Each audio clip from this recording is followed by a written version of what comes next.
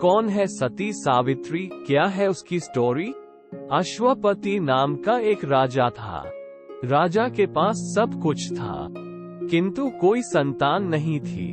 उसने देवी की तपस्या की। प्रसन्न होकर देवी प्रकट हुई। देवी सावित्री प्रकट हुई और वरदान दिया। जब उनकी बेटी का जन्म हुआ तो देवी के सम्मान में सावित्री का नाम रखा। सावित्री की सुंदरता की ख्याति दूर दूर तक फैल गई। देश भर के राजघरानों से विवाह के प्रस्ताव आए। सावित्री ने ये कहते हुए शादी से इनकार कर दिया कि वह खुद अपने लिए एक पति ढूंढेगी। वह इस उद्देश्य के लिए यात्रा पर निकलती है। द्युमसन नाम के एक अंधे राजा के पुत्र सत्यवान को पाती है, जो वन निवासी के रूप में निर्वासन में रहता है। उसके पिता को बहुत निराशा हुई। ऋषि नारद ने घोषणा की कि सावित्री ने एक बुरा चयन किया था। हालांकि सत्यवान हर तरह से परिपूर्ण है। उनकी शादी के 1 साल बाद सत्यवान की मृत्यु होना तय था। राजा ने सावित्री से सत्यवान को भूल जाने और अधिक उपयुक्त पति चुनने की विनती की, लेकिन सावित्री ने जोर देकर कहा कि उसने पहले ही सत्यवान को स्वीकार कर लिया है। अंत में राजा मान गए और विवाह करवा दिया। राजा सत्यवान को अपना उत्तराधिकारी बनाना चाहते थे, लेकिन सावित्री ने उसे अस्वीकार कर दिया और एक सन्यासी के कपड़े पहनकर जंगल चली गई। सत्यवान की मृत्यु की भविष्यवाणी के 3 दिन पहले सावित्री ने उपवास और तपस्या शुरू कर दी।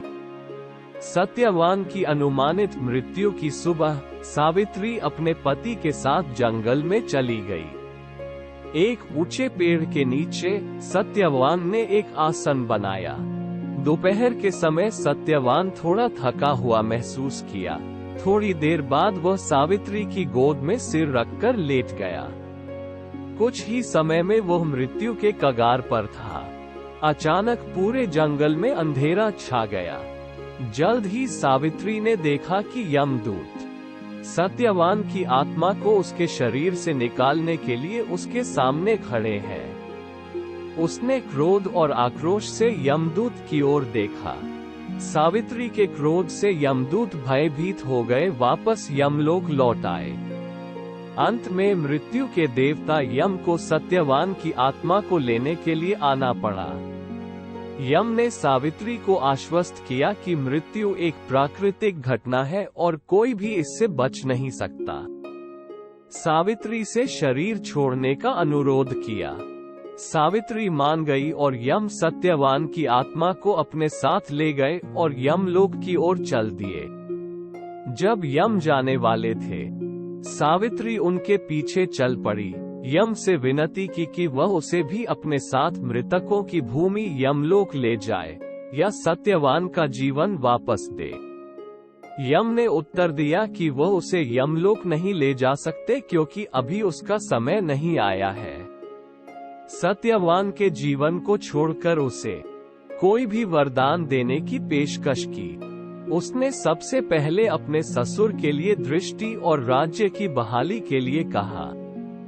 यम ने वरदान दिया और यमलोक की ओर चल पड़े।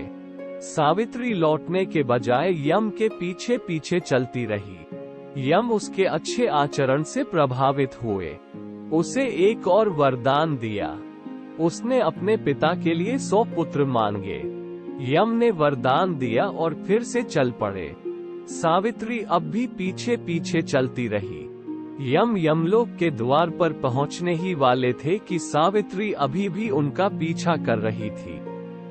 सावित्री की इस हरकत से वो चिढ़ गए और उसे चेतावनी दी कि वह जो कर रही है वह प्रकृति के खिलाफ है और उसे तुरंत लौट जाना चाहिए। सावित्री ने यम की प्रशंसा की। यम उसकी स्तुति से प्रभावित हुए। उसे तुरंत लौटने के वादे के साथ अंतिम वरदान दिया। उसने अपने लिए 100 पुत्र मांगे। व्याकुलता से यम ने वरदान दिया। सावित्री ने तुरंत यमराज से पूछा कि सत्यवान के बिना वह 100 पुत्रों को कैसे जन्म दे सकती है। वह एक सती है। अपने पति के अलावा किसी अन्य पुरुष के बच्चे को जन्म नहीं दे सकती। इससे यम के लिए दुविधा पैदा हो गई और उन्होंने सत्यवान को जीवन प्रदान किया और सावित्री के जीवन को शाश्वत सुख का आशीर्वाद दिया। सत्यवान ऐसे उठा जैसे गहरी नींद में सो गया हो। तभी से सावित्री को हमेशा एक आदर्श महिला के रूप में पूजा जाने लगा।